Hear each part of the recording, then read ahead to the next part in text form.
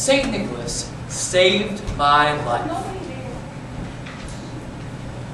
He saved my life. When I was a young buck, I fell in with the wrong crowd. Hell's herd. The meanest fawns in the Northern Hemisphere, bar none. We'd go out drinking every night, getting in fights, knocking over igloos. Oh, this one time, an Eskimo called us herbivores. We sank his kayak.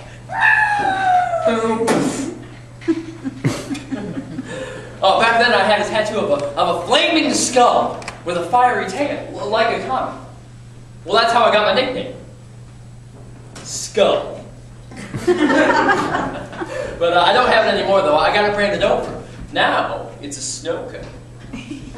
But St. Nick helped me put those days behind. I mean, when you read about good deer gone bad, that was me. Gosh, we would just roam the range looking for trouble. Although there wasn't that much trouble on the range. So one winter night, we went to the city.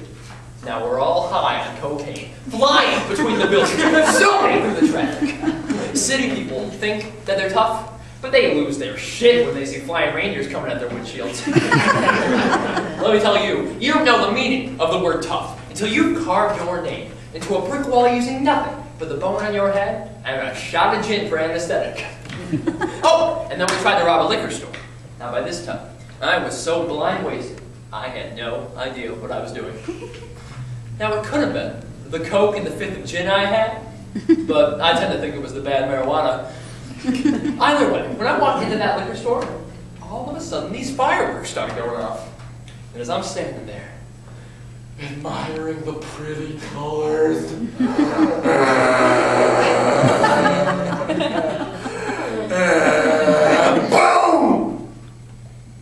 The shopkeeper blasted me with a .22 he tucked under the counter. They took me to the animal shelter. Now, there wasn't anything I could do. I was still delirious. They thought that I was rabid. They were going to put me down, but somebody had heard of St. Nick's work with troubled deer, and they brought him in to help me. St. Nick took me out of there, and he really turned my life around. He helped me get a job. He helped me straighten out. And now whenever I read about these young bucks gored to death in gang fights, or getting drunk and stepping in front of a pickup truck, I think that could have been me. It was me. And to think, the only thing that stopped me from being just another roadkill, just another nameless face on somebody's trophy room wall, is St. Nicholas. And then there isn't anyone who can't say the same. I mean, ask them. Ask Dasher. Ask a dancer. Ask Prancer what her career would be without the 8 at the top of her resume. Ask Cupid what he was doing before the Kringles found him. Ask him if he'd like to go back. Now they'll tell you, none of it matters, but it does matter. It all matters. Because St. Nick has built his life on helping others. And that is what makes this kind of accusation such a travesty. I mean, you listen to Blitzen's feminist rantings, and she wants you to forget that this is the man who established the first reindeer team in the world to admit does and bucks on an equal basis. I mean, you want to talk sexual harassment, go talk to the elves. I mean, they were working as towel boys and an Irish brothel when the Kringles battled. But St. Nick took them out of it. He established a toy maker apprenticeship program, allowed them to retrain, learn skills they could actually use. St. Nick's worked with the Big Brothers and Big Sisters of America Foundation, UNICEF, the Special Olympics, all of this, and the Christmas run. Well, and when you hear what they're saying about Vixen, and the latest version of the Rudolph story, it doesn't sound like the same man. That's because it isn't the same man. It's two different men. One of them is a lie. And the other is the real St. Nicholas. I mean, Rudolph was just a poor, deformed, retarded little reindeer buck. And St. Nick gave him a chance to be someone, to be important. St. Nick showed him that somebody had faith in him when no one else did. Not even his own father. No, he didn't lead the team. But I don't see how you can interpret that as some sort of conspiracy. that years later has caused him to lapse into a kind of shock. When the gossip mongers take St. Nick's generosity towards Rudolph and twist it and turn it into something warped and perverted, it makes me angry. I mean, how can they do that? Doesn't make any sense. Or maybe it makes perfect sense. Maybe we should ask Vixen what happened to Rudolph. I mean, after all, who is it that's really pushing these perverted accusations, huh? The perverts. Blitzen, Vixen, and Cupid. The two lesbians in the bag! Look, I know some of you don't think they're lesbians, but they are. Have you seen the way they look at each other? Like they know something we don't. Look, I know you don't have to believe me, but just because they've had mates in the past does not mean they've never gone doe to doe. At the very least, all three are bisexual.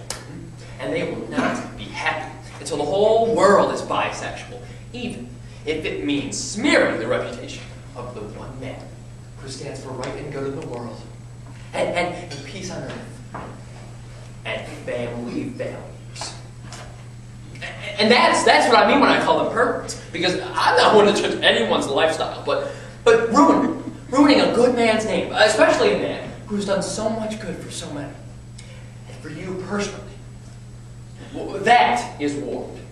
It's more than warped, it's unfathomable. And it's not in the Christmas spirit. I shouldn't even let it upset me. It's so ridiculous. I wish I could just laugh it off,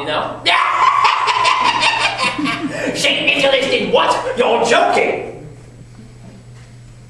But that's why I'm not laughing. Because it isn't a joke. Now, they're serious. They're dead serious. They think they're going to get somewhere with those charges. They think they're going to do the world a favor and get rid of St. Nicholas. Well, it won't be the first time someone's tried.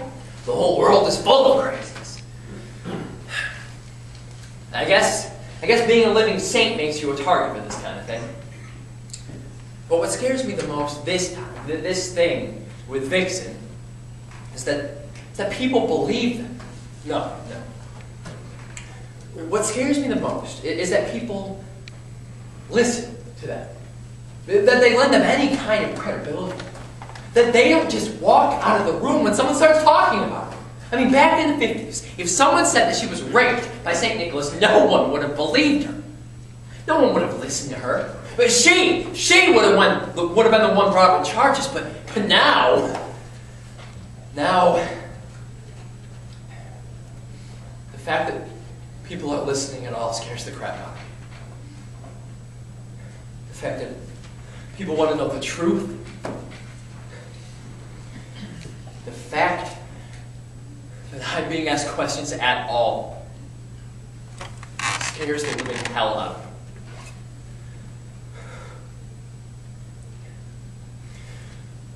Did St. Nicholas sexually assault one of the reindeer? How can you ask me that? How can you even think it? You know the answer. He's a good man. He wasn't put on this earth to make the 8 of us happy. He wants to make the whole world happy. And if he can only do that one day out of the year, it's because of people like Blitzen and Vixen. It's because of these journalists who care more about the news that sells than the news that's true. It's because of these lawyers who will courageously fly in the face of tradition if money is in it for them. And it's because of people all over the world sitting, watching in morbid fascination, who don't have the moral fortitude to pick up the remote and change the channel. Who don't have the strength of character to say, no, I will not be party to this. No, this isn't happening. No, I will not listen.